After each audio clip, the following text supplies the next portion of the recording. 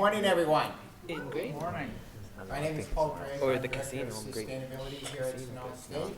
And today is our first event of a long and I think very good day about sustainability, engaging students, connecting dots across the campus, reaching out to faculty and the community. And it's sort of a great way to move forward from a wonderful talk we heard last night from Bill McKibben from 350.org. I think there were over 800 people in the audience and a really good night. I'd like to introduce you to our first panel, which is presented by the North Bay Climate Action Initiative. The panel is titled Challenge or Opportunity, How Climate Change Leads to a Vibrant Community. And our panelists today are Genevieve Taylor of Ag Innovations. She'll be moderating the panel. Lauren Casey of the Sonoma County Regional Climate Protection Authority. She's the one who waved. David Cardenas of the North Bay Organizing Project. Tony Passantino, did I pronounce it that's close, I hope? The Sonoma Ecology Center, and Justin Witt of, you have to pronounce that. Brelje and Race, Brelje civil and engineering. Race. And I have to regrettably say that Orrin Wool from the Sustainable North Bay was not able to join us today, but he was originally to be on the panel and would have been a great addition. So anyway, take it away. Thank you, Paul. Glad to have you. Yeah, we are really glad to have the partnership of Paul and Sustainability Days. It's been this is the second time that we've presented here. It's been a great privilege to do that. How many of you were at the Bill McKibben talk last night? Many of you. Okay. Well, like him, we are going to start with a little overview of what we rather ironically called the 4 horsemen of climate change. And so I'll tell you about some of the hazards that we're dealing with. But as he did, we'll only stay in the dark for a while because ultimately, like him, this is a movement here. I mean, all of these people are parts of a movement around how do we work with climate change in our community. So it's really a privilege to talk about this. And I want to tell you just a little bit about NBCAI. NBCAI is a collaborative that's been working together for 5 or 6 years now, since 2009. We started with a 3-day conference and turned into working groups, which turned into a whole series of plans and initiatives and stakeholder engagement and forums that has resulted in some really interesting things like a roadmap for climate adaptation, which Lauren will tell you a little bit about, and other important pieces. So it's been a privilege to work with many of these different organizations here. We have, and then we've also in the last year have really transformed into a much more community-based initiative. So we'll talk a little bit about that. What we'll be discussing today. So I want to help you understand how NBCAI members are working to help Sonoma County adapt. I also want to talk about adaptation and how it can help build community and how you can bring the conversation to your own community. So our panelists will be helping us with those 3 pieces. But it's helpful to have a little bit of orientation before we start talking about adaptation efforts.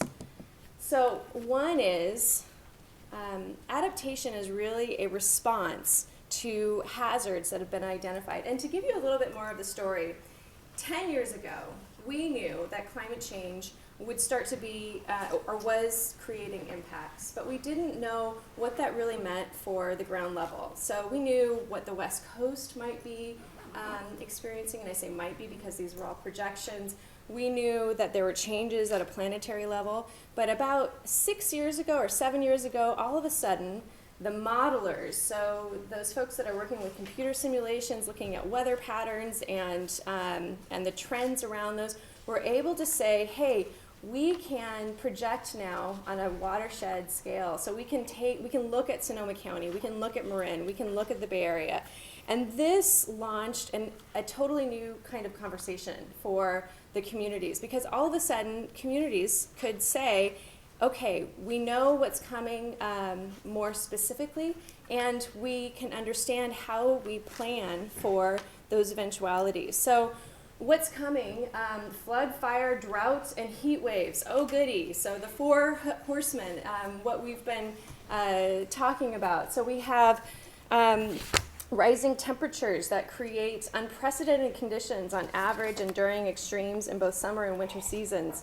We have rainfall that's becoming more variable, producing both low and high extremes. We have soils that are becoming drier for longer periods during the year. Some of you might have noticed that it rained, when it rained a week ago, if you dug it all into your gardens, you might have noticed that the top inch was moist, but below that, most likely, like ours, it was dry underneath. And so that soil dryness is a huge indicator of the health of plants, not only in our gardens, but in our ecosystems. Runoff might become increasingly flashy, causing flooding and reducing reliability of reservoirs. Water demand for agriculture may increase on the order of 10%.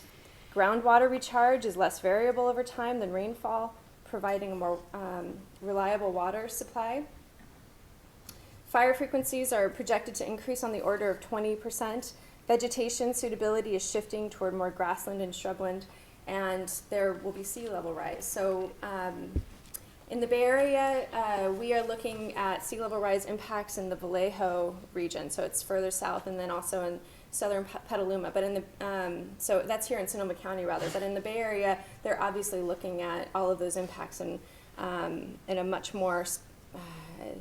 It'll be much more dramatic in the Bay Area. So here we've been looking at what these mean for us. So how many of you have been a part of or seen a flood here in Sonoma County? I know some of you are probably from out of town, so yes. How many of you have experienced, have seen what I just talked about with dryness in your gardens, for example? Have seen some of that? Yeah. It's interesting because all of a sudden, not only can we understand what those impacts are for our county, but all of us are beginning to see what those impacts can be. We've experienced the heat waves, and the heat waves are longer and higher. We've probably also experienced wintertime temperatures rising. So you might have noticed that it's not freezing as much. So these are real impacts that we're already starting to see. And what it does is if we can look at them in an appropriate way, they create not only a challenge, but an opportunity. They create a reason for us to drive towards the kinds of communities and their resiliency that many of us have been fighting for decades. So that's really what we get to talk about today. Is it a challenge or is it an opportunity? Is adaptation, are these conversations around how do we adapt to climate change, are they really an opportunity to create the kind of future that we know we want? One other piece of vocabulary, mitigation versus adaptation. Mitigation is really working on reducing greenhouse gas emissions that are occurring today. Adaptation comes from that different framework, that planning framework that that I talked about.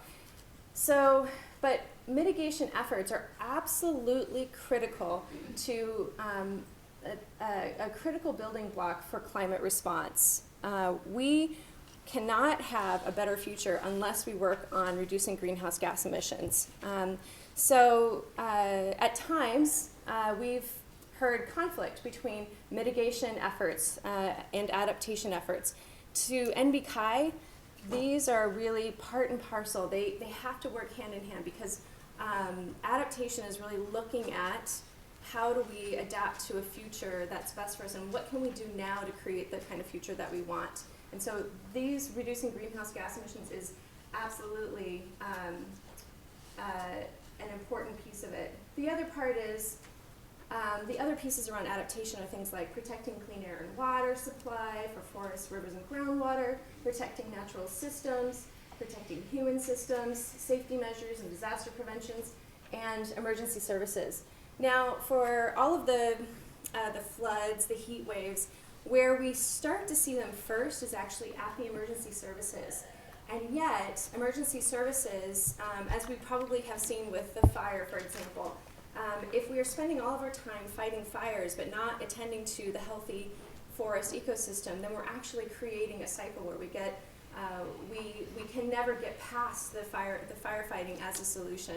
And so what we're also advocating for is that by planning now for a future that we want to be a part of, that we can do all the things that we want to do and solve some of those top level emergency service challenges. So this is, I think, a good summary of what the building blocks are of climate response. And all of these folks are doing different pieces of this. And while this is really, I mean, these bottom two are really focused on the natural systems, you can see that the human systems are an incredibly important part. And as we all know, much of the decision making around how do we actually affect change in these bottom parts, it's all related to human decision making. So our panelists today will talk about that. So I want to say just a couple more things about, first of all, we have Lauren Casey with us, who's from the RCPA. Lauren, can you give us just a brief background? Sure. Okay. Yeah. On myself or the just agency? Yourself. We'll just yourself and the agency, and then we'll hear just briefly from the rest. We'll introduce ourselves. Sure. So I got my master's degree in civil engineering with a focus on energy systems. I learned about climate change in high school and then studied it more deeply in college and decided I wanted to tackle that issue head on, and started doing work in engineering, trying to design buildings or renewable energy projects to solve the problem one bite at a time.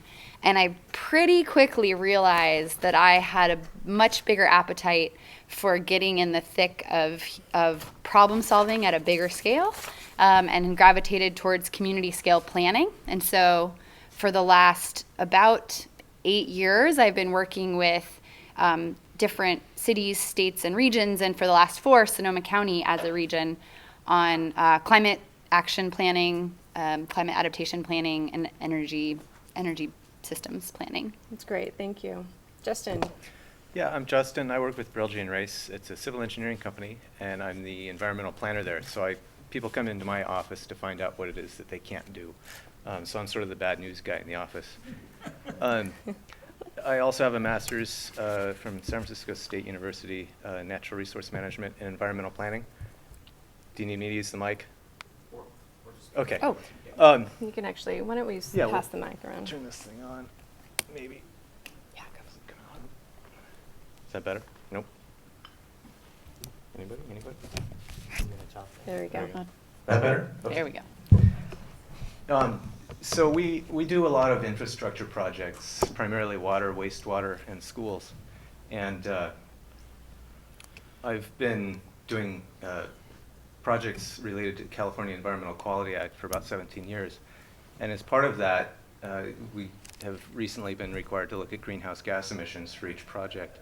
And that, based on just some broad scientific reading that I like to engage in to kind of be a better citizen, led me towards the realization that we have waited too long for mitigation to really stop climate change, and we need to move towards looking seriously at adaptation, sort of a brace for impact, if you will. So I found the North Bay Climate Adaptation Initiative and got engaged, and that's why I'm here. Great. All right, is this mic working? All right, my name is Davin. I'm with the North Bay Organizing Project, and I actually graduated from Sonoma State in the Hutchins department, one of those weird Hutchins students. And from there, I began organizing day laborers for 7 years in West Sonoma County in the town of Grayton. And the last 6 years, we've been building a project called the North Bay Organizing Project, which is a coalition of churches, environmental organizations, unions, student organizations, and civic groups to actually build a deeper and broader community power. And really, we're trying to also be at the forefront of that intersection between social justice and environmental justice. And just as an aside, I always say that my mother was the first environmentalist I knew because she was the one recycling cans, trying to get money for the cans. She was the one yelling at us to take shorter showers. She was the one telling us to turn the lights off when we left the house And a lot of that was about saving resources. But what we also learned is that the people that are most affected by the effects of climate change and CO2 emissions are also should have to be on the front lines of creating the solutions. So that's what brings me and the organization into the room today. So I'm Tony Passantino at the Sonoma Ecology Center. My dad also scolded me for leaving the lights on in the house, and initially take that as an environmental education. My background, I was at UCLA, but I was a Sebastopol kid growing up, and since I've moved to the east side of Sonoma County in Sonoma Valley, originally doing education with younger kids, 4th, 5th, and some high school interns, doing environmental education in the Valley. And then more recently, we've done more community programming, where we're starting a campaign for urban forestry. We're doing adult evening classes and neighborhood working groups. So starting to build more education in the adult community as well as the young community. Yeah. Yeah, leave it more there. about it That's later. great. Perfect. So you can see whoops, can you hear me? Here. Hello. All right. So you can see that they come from a wide range of perspectives. So let's start with Lauren. Lauren, how has the Regional Climate Protection Authority been working on climate change and climate adaptation? Sure. So I work in local government now, and I work, Is that working? it's not, there we go. I work for a particularly unique type of local government agency. It's called the Regional Climate Protection Authority, and it's a collaboration between the cities and the county of Sonoma to respond to climate change. We were created in 2009, and we're built on a model that local governments have a long history with around collaboration on issues that cross the boundaries of a city or a county. So transportation, housing, water, like many specific issues have been managed by local governments across boundaries for a long time. And Sonoma County had an epiphany in the early 2000s as climate change was becoming increasingly present in the public sphere and the state was looking at regulating emissions. We had an epiphany here that this is something we should be working on together within local government. And so the RCPA was born. In that role, I think we play a really interesting role. We don't have authority over land use, or we don't build or operate infrastructure. We really exist to collaborate and to help our local governments connect with, learn from each other, to connect to the governments of the Bay Area, because many of the issues we're dealing with in Sonoma County are also cross-border issues around the Bay Shore or in the watersheds of the Russian River, for example. Also to collaborate between local governments and state governments, and hopefully upwardly mentor the federal government to show that there are things that we can do within our public policy tools that are not only important from a climate perspective, but actually create a better economy, a better place to live. So that's what we do. We talk to lots of people. I live in meetings and on conference calls. But I think in the 4 years that I've been here, it's a really valuable, I think that dialogue has been really, really valuable. Also in this space, we work on both mitigation and adaptation, as Genevieve mentioned. And a colleague that I met through NBCAI made this great analogy. Mitigation is driving a Prius. Adaptation is driving that Prius to higher ground. And so, you know, they're both essential. And Genevieve did a really nice job of explaining why reducing emissions needs to be the absolute foundation of our response. One of the things I think about in terms of how we tackle them, mitigation is getting easy. And I don't say easy in terms of delivering, but Bill McKibben said last night, you know, it's easy, we know what to do. And a really important epiphany that the state had and the nation within the talks leading up to Paris was that we can achieve our long-term emissions reduction targets, our very, very ambitious reduction targets, with existing technologies at a cost as low as 1% of our GDP. So with energy efficiency and carbon-free power and switching to electricity in all energy uses that we possibly can, we can do it at a low cost. The real challenge is the political will piece, right? So saying we can do it, pushing we can do it, you know, everything Bill said last night is spot on from my experience. So we can do it. On the adaptation side, I think it can be a bit more overwhelming. Climate change affects everything, and those impacts that we experience in Sonoma County around heat and drought and flood are scary, and it can feel like we are powerless in accepting those impacts, especially when we are but a small contributor to the global emissions. So we can both prove that it's possible to have a better future with no emissions, and get our heads around the opportunities to prepare and strengthen our communities for the things that are happening. Do not worry about the text on this slide. I apologize. I know there's a lot going on, but I wanted to show this as a snapshot of the project that Genevieve mentioned that we've been working on called the Climate Adaptation Roadmap. So through NBCAI and the collaboration between government and non-governmental organizations and business leaders, a big coalition of people and it really started to some extent here at Sonoma State at the Adaptation Forum that was held last year, and a follow-up workshop after that, 2 years ago. Whew, time flies. And then a series of focus groups and interviews. Again, a broad coalition landed on these 20 priority actions that we can take in the near future. And they're sorted sort of by actor, so governments, individuals, businesses, land managers, and nonprofits and community organizations. There's all these things that we can do in the immediate term. And that has been tremendously empowering for me, and I hope everyone involved. There are things that we can do now that will help us long term. And the really cool part about all of those things, and I think my colleagues will hit on this too, all of those things are things we should be doing anyway.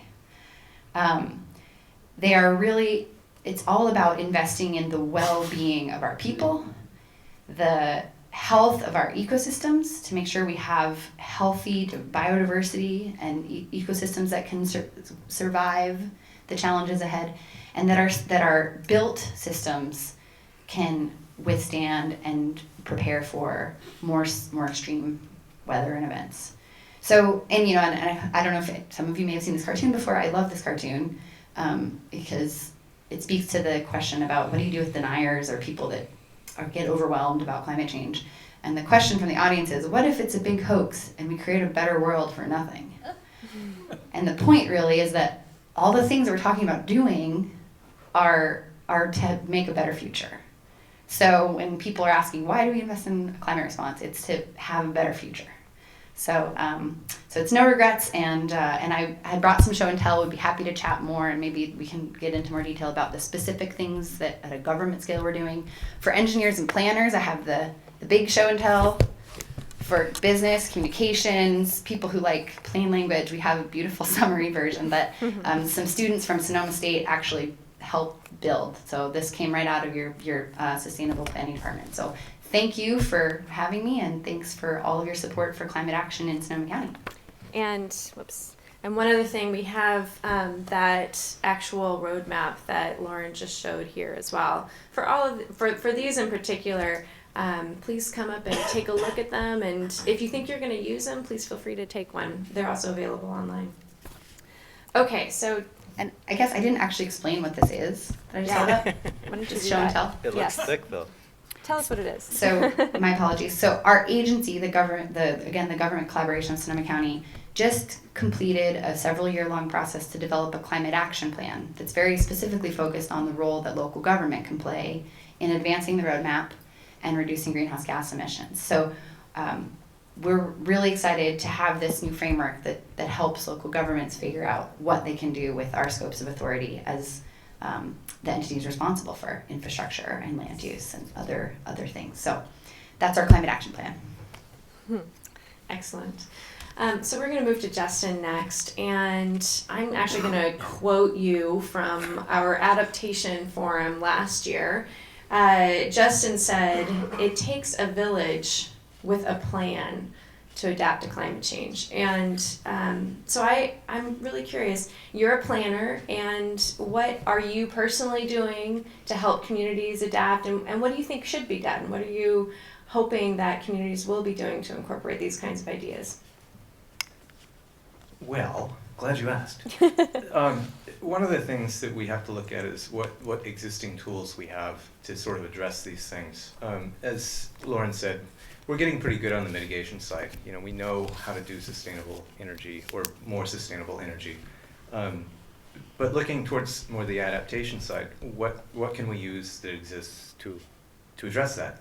So some of the things we have locally, the Climate Action Plan is new, and that's a great way to start. But even before that, we had things like general plans and specific plans and zoning ordinances. We have coastal plans here in California that are, you know, they haven't yet incorporated sea level rise or in the infancy of doing so, but there's a lot of impetus to make sure that those things are addressed in these plans. We also have some existing in the Bay Area kind of overarching, some may say overreaching, let's call it inclusive. Government agencies like the Association of Bay Area Governments is a body that kind of addresses the communication needs between all of the associated counties that surround San Francisco Bay. Another is the Bay Conservation and Development Commission, which is developing a program called Adapting to Rising Tides, which is looking specifically at sea level rise around the Bay Area. Because we have a lot of critical infrastructure that is in serious jeopardy if sea levels rise to any extent of which they're forecast to do.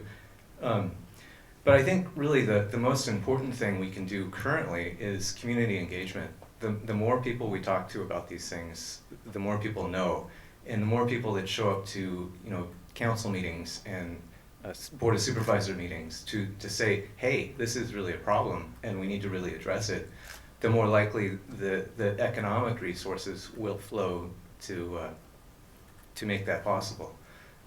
So one of the things we're doing in NBCAI is trying to come up with ways to help the local governments, you know, the cities and county to develop things, meaningful general plan policy language and zoning codes that can bring in adaptation. Because one thing development hates is messy regulations and unclear or unfair regulations. If everybody in the development world plays by the same set of rules, they're far more inclined to do it. That's great, thank you. And one other question, I mean, you work in a fairly technical field. How are you seeing adaptation incorporated into the professionals that you work with, the civil engineers and the planners, and, you know, how are they grappling with it? I know, for example, that you brought Lauren at one point to an association meeting. How are they working on these issues? Very, very slowly, frustratingly slowly from my perspective. It's a big machine. It has a lot of inertia. It takes a long time in climate activism to make a difference. And I'm not even necessarily an activist. I just saw a problem that needed to be addressed, and it honestly frightens me. You all here in this room are really the ones that get to deal with it. And if we can set you a stage that works, then that'll make me feel much better about things. But specific to your question, there are professionals that are looking at it. The development of the RCPA is a huge step.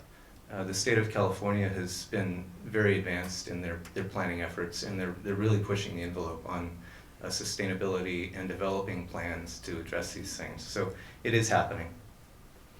Great. Thanks, Justin. All right, I'm going to move to Tony and then to Davin. So Tony, tell us about the work that you're doing in Sonoma, a totally different lens on the whole question of adaptation. Let's see if I can pull this out here. There we go. So, I think it has to do with adaptation, but it also incorporates mitigation at the same time. What we're doing in Sonoma Valley, our current project, is the Trees for the Springs project. Perfect. Let's see if we can get that. Oh, yeah. Oh. Let's see if I figure this out. All right. That way. It might be too Might far. be. I can forward it. All right.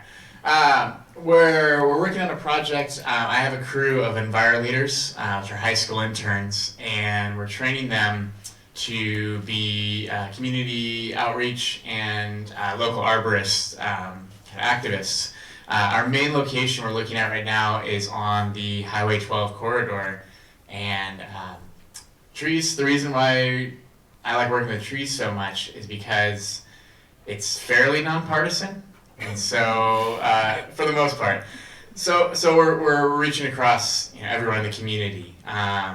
Trees have a huge impact. I don't know if I'm jumping ahead. Have a huge impact in the community, not only with the environmental impact, the groundwater storage, and the shade cover that's going to help to mitigate the effects or adapt to the effects of the 1 degree Celsius increase in temperature. We can look at shade under trees at 3 to 5 degrees underneath those trees. So we're adapting to that. The trees are going to be planted in a community on the west side. I don't know if we can switch over to the next slide. Come on. I'm sure Davin will touch more on these issues more, but it's an environmental problem. It's also a social justice problem, which usually happen to go hand in hand. And if you look at the two pictures, you'll see Highway 12, the location we're looking at the top. There's a nice infrastructure development project that did allow for safe streets, bike lanes, pathways, but it did require the removal of most of the canopy of that community. If you look at the lower section, Highway 12, further down in eastern Sonoma, this is a Broadway extension of Highway 12. You can see the beautiful canopy that's been planted there within the last 15, 20 years. A stark contrast to the two, and also a big contrast in the disproportionate wealth within the two communities. And so seeing that these people, many of which at the upper section, a lot of them have one-car households, require walking a lot, and they're using these thoroughfares and these streets in the day-to-day. And so you're seeing the heat warming effect. There's a lot going on there without having the tree community. So I feel like I'm straying from our question. I make sure I don't go too far away. Well, I mean, one of the next questions is, how is it helping these two communities adapt to climate change? How does this Sure. really help? And you mentioned the temperature degree, but Yeah. change, but anything else that you're seeing? Could we switch back to the what's happening slide? Because I was plugging in trees to almost every single one of those categories of adaptation. Oops, We can get sorry. back to it. Is this? what's Towards all the the- beginning, you started there. Yeah, sure. It's gonna take a minute. Sure. Go back. All right. So, like we said, rising temperature. Bill McCabe was talking about the 1 degree centigrade across the planet increase already have happened. As I mentioned, with the shades of these canopies, it will be developed over the next 10 to 15 years. You can expect something from 3 to 5 degrees drop in temperature in these shaded areas. What that also means is that the increased usage of air conditioning units because of that will be reduced on households that have that shade, which is another way to mitigate the increase in fossil fuel usage. Rainfall, being more variable and heavy rainfall, having a canopy cover can really reduce the impact of the droplets that do cause the soil erosion and runoff to happen. Additionally, with runoff, they say a medium-sized tree in an urban community can hold up to 3,000 gallons of water per year. And so you're retaining and reintroducing that water into the groundwater as opposed to letting it run off into your storm drains and increase floods. The reduce in water demands from the trees that these people are going to have through landscaping, through the shade of the area. Fire, we're expecting definitely plenty of fires with the destruction of a lot of trees, so we're planting those trees in an urban environment. And then vegetation, more vegetation on an urban level. The Boys Hot Springs El Verano community that we're working in has very little green space. And the adaptation for that, having 1%, or less than 5% of your area and your community be green space, it definitely isolates communities from the environment. And so having that vegetation, the psychological benefits, but also the awareness and the environmental stewardship, there's been so much study to show that being near the green space builds a lot more of the the neighborhood groups that are working on it. We are fortunate enough to have a lot of community groups that are passionate. La Luz, the El Verona Resource Center, and the Sonoma Community Alliance, that are community groups that are already working in the area. So we get to work with communities that are already have the feet in the ground doing the projects, and we just get to support them with our interns, with our resources, and with NBCAI's write-ups of adaptation. That's great. Thank you so much, Tony. All right, so Davin, you are the lead organizer for the North Bay Organizing Project, and it's been a really wonderful partnership, I think, over the last couple of years as NBCAI has learned from what you're doing and how what you're doing can inform our efforts. And I think it's also been part of your larger discussion about environmental justice. So why don't you tell us, what are you doing with the communities that you're working with, and you might help us understand those communities around adaptation to climate change? So I think the first step we've taken is trying to define the problem.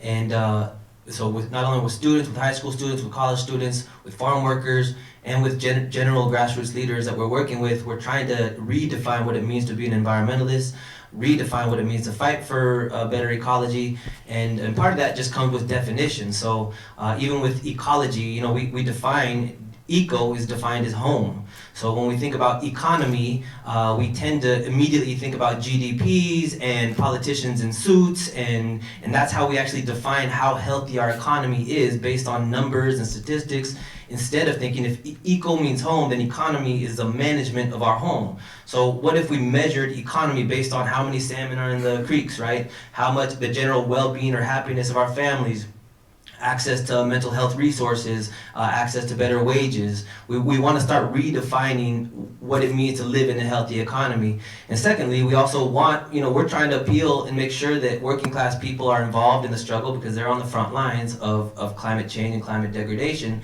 So having them begin to think about what we call an extractive economy. Right now, the economy we live in allows us to not only extract physical resources from the ground. I mean, we live in wine country, so we see it every day with the grapes and the grape industry, but it also exploits our labor, right? It also forces the most minimal wages on the workforce, and literally extracts the physical force from our bodies. And it allows and almost opens itself to this whole phenomenon of Trump and Trumpism, which is a lot of times based on white supremacy and individualism. So if we're not making the connection between ecological degradation and the economic system that allows this type of degradation to happen, then we're missing the point. And especially for working people who are on the front lines, they're also beginning to think about these definitions and how it applies to their physical lives and how it applies to the general community at large.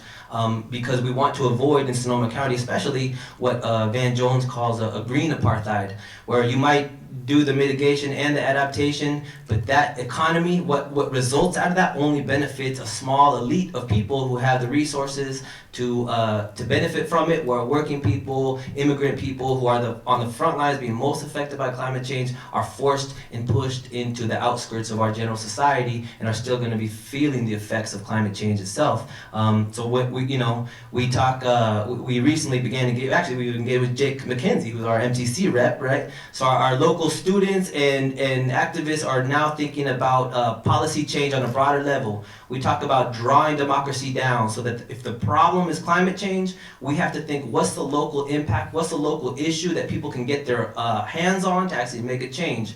Because often, if it's too cerebral, we're going to lose a lot of people that are on the front lines.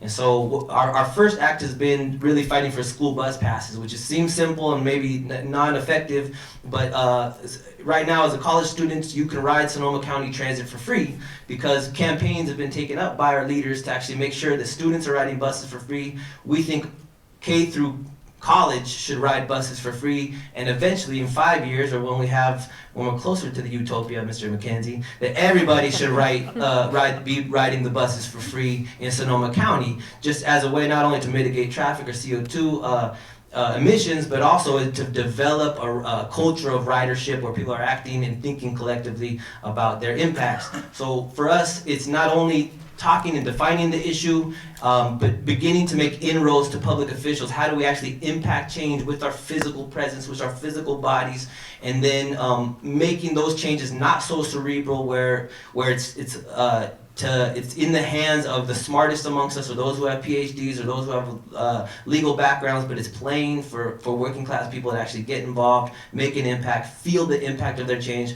Many of our leaders who fought for student bus passes now ride the buses for free, so they get to directly see the impact of their own activism in the material conditions of their lives. So for us, that's been important. And I think I'll leave it at that for now. Yeah. Well, I have a follow-up question for you. I'm wondering what you've seen as the way that the students that you've been working with have been working on adaptation, like how, or even talking about it. Like, what's the kind of message that resonates with them specifically? I think to an extent, initially, we have to transform the system. Right? It's not just enough to think about environmental degradation, but we actually kind of frame it almost in an anti-capitalist framework, right? Where we understand that there's an economic system that allows extraction of resources, extraction of labor to flourish, right? And our families feel it. Like our physical bodies are being hurt by this economy, and then the well-being of our families as well. So part of it is the framing, but the second is also making the transition from a framework to how that relates to public officials, how that relates to us developing relationships with all public officials, whether they're for us or against us.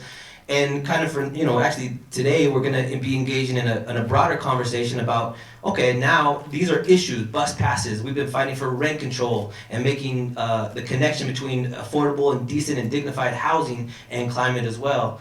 Beyond those issues, we have to look bigger. So, we're going to be engaging in a conversation about how do we start affecting like the county general plan, which comes up in 2020, and what are the key environmental issues that go within that general plan that we can actually impact over the next 3 years. So we make sure we have the most robust, strongest plan that includes our families, includes the people most affected in defining that plan. So it's like baby steps in terms of our general invitation to a public life, because the students we're working with, a lot of the families we work with, this is our first introduction to the political realm, the realm where decisions are made. So we take baby steps into that, but with that comes the need to actually expand our impact, right? So it's not just phrases or catchphrases or general actions or small campaigns, but it broadens itself so it has a larger impact, not only on us, but we think if we're better as working people, then that's going to also benefit the general society. Right. So you're basically looking at the messages much more systemic in nature. You're really looking at how you transform the system. That's what you said. And but it has to have a local impact. It has to have something locally that we can get our hands around. Right. And what's interesting about, I think, NBCAI right now is that we haven't actually had a discussion about whether or not we all agree with the different ways that we're working with adaptation. And yet we also all agree that we have to be working on it in the exact different ways that we're doing this. And so it's really powerful to have a diverse sense of, how do you work with communities? How do you work with students? How do you work with, how do you actually connect with them? How do you work with local neighborhoods? How do you transform it on the ground? How do you work with the planners and the businesses? And then how do you work in local government? So I think that what's been uniting for us, and see if you all agree, is that we all know that we have to work together to make the future the way that we want to leave it for our children. And we all know that it stems from decisions that happen now, and there's things that we can learn from each other in making that happen. Would you all agree with that? Yeah. I want to open it up to the audience. Is there any questions or comments? I have more questions for them, so don't feel like you have to, but yes. Thank you. You spoke of adaptation versus mitigation, and I want to ask, don't we need a third word here, like remediation perhaps? Because there's time delays and positive feedbacks, so that if we stopped all CO2 emissions today, we would still continue global warming for years to come. And one suggestion, the trees is excellent, because that's putting carbon into trees. Another is restorative agriculture, and I hope we're going to talk about that here, putting carbon into soil, and what we can do, we're not farmers, but if we buy from the farmers who do that, the local farmers markets and such, won't that help? Please comment.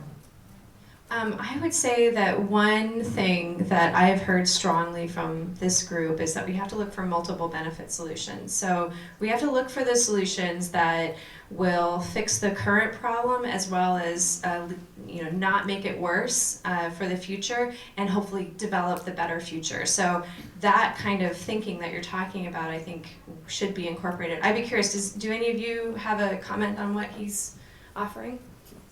Or did that sum it up? Yeah, Justin?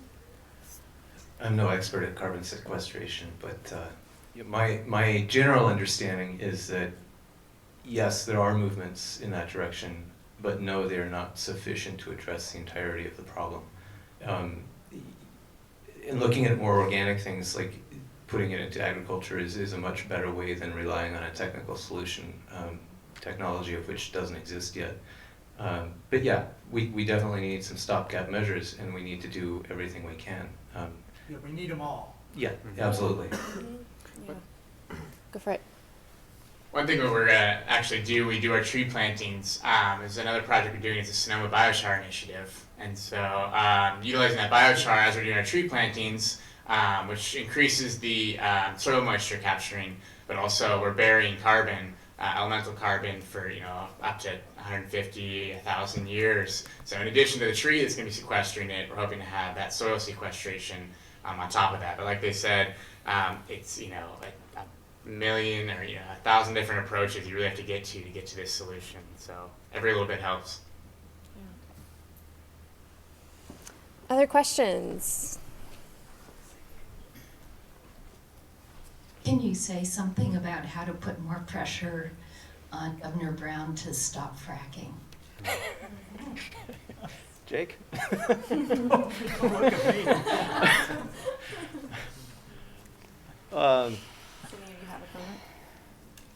Anybody? Again, not an activist, but never afraid to stick my foot in my mouth either. Community and organization, we've got to make a stink. It's the only thing that politicians will listen to when you're not coming at them with money. Yes, sir. Well, I would just add also that, yeah, I agree. I think it has to be a series of rebellions across the state that lead to a general push on government. I mean, I was at a concert at the Berkeley, the Greek Theater the other day, where a Mexican band was playing, and they were talking about, I think Orange County was putting an anti-fracking initiative on the ballot in Orange County, right? So I think there's more consciousness that's beginning to take place, but at the same time, I think it's going to be community organizations within their cities, towns, starting to not only engage locally, but think about how that statewide impact can take place. But that's going to be a hard one. Jake, I know you don't need a microphone, but... I'll use the mic anyway. I did wear a suit specially today so that you could identify me as a practicing politician. This is not my usual gear, is it, Lauren? Nope. No, but never mind. Yeah, the whole question of the fracking issue versus the governor and the Brown administration, we are represented, and there will be an election in a short while, and we will be returning people to to Sacramento, to the legislature. Now, I would argue that it's been very difficult to put pressure on the legislature, even although they are dominated by Democrats, because of other influences. We heard about them last night from Bill McKibben, the impact of big oil on the political process. And we saw that in action over a year ago in, was it SB 32? I think it was, when moderate Dems would not vote in favor of a severe impact on oil. Now, let's see what we can do after this election with our North Bay delegation. We'll have State Senator Mike McGuire. We will have a new representative for Roanoke Park anyway, probably Cecilia Aguiar Curry from Windsor, but she was backed by big oil in the primary election, and so you're going to be dealing with practical politics in the state of California, given that California is recognized as a world leader in terms of climate change. And this goes back to the Schwarzenegger administration and recognizing, and I was at the climate conferences in Poland and in Copenhagen, that we were, as subnationals, leading the way, pointing out the way to the rest of the world that local action is where it's at. So I'd be happy post-election to enter into a dialogue. I'll be the mayor of Runner Park come December, and I'll hope to be the chair of MTC come February. And I'll still be on RCPA and doing my thing. So this is probably a good time to have that conversation. You know, one other thing, I'm a facilitator and a systems thinker, and so I really help groups look at systems and then identify the leverage points. And I would say one thing that I know is that there's always a reason for the system that is existing. So in Kern County with fracking, or in Sonoma County with any number of things, there's reasons why the system is in place. And there are interests that are served that and I'm not talking about nefarious interest. I'd say the public interest is actually served in many ways by the systems that are in place. And so with the compassion in mind that, you know, there are reasons things are there are reasons that it's, that there are ways that it benefits and there are reasons that it continues, and that the way to find change is to look at to understand how all of those interdependencies relate to one another and why something is. So I would ask all of you, as you're thinking about why is something the way that it is, go the next level. Ask that question why, ask it again. Well, why is that the way it is? And why is that the way it is? There's a trick called the 5 whys that I think is really helpful for thinking through some of these challenges that maybe seem unanswerable. All right, I'm going to ask a final question to all of you, and then we're going to wrap up. My final question is, Bill McKibben last night talked about starting a movement, and his pictures were so inspiring. And afterwards, I went up and said, so tips and tricks for starting a movement, Bill McKibben. And he said, give people something to do and get them to come to potlucks, because that's where they actually connect. So what would you say to that question?